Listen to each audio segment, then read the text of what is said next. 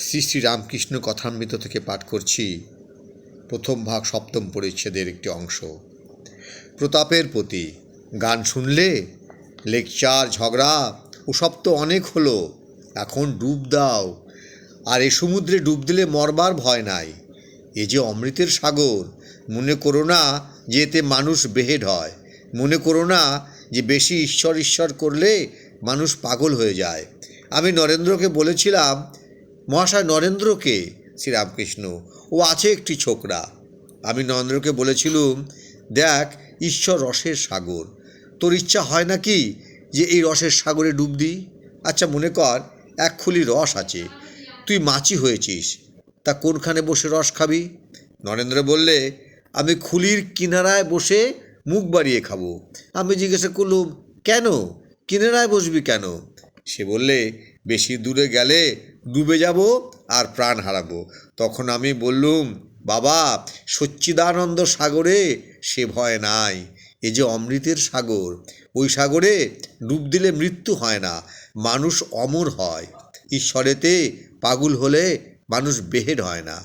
ভক্তদের প্রতি আমি আর আমার এইটির নাম অজ্ঞান। রাসমণি কালীবাড়ি করেছেন এ কথাই লোকে বলে, কেউ বলে না যে ঈশ্বর করেছেন। ব্রাহ্ম সমাজ অমুক লোক করে গেছেন, এ কথা আর কেউ বলে না যে ঈশ্বরের ইচ্ছায় এটি হয়েছে।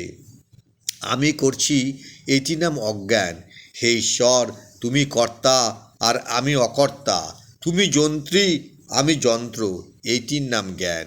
হে ঈশ্বর, আমার কিছুই নয়, এই মন্দির আমার নয়, এ কালীবাড়ি আমার নয়, এ সমাজ আমার নয়, এ সব তোমার জিনিস। এ স্ত্রী পুত্র পরিবার এসব কিছুই আমার নয়, সব তোমার জিনিস। এর নাম জ্ঞান।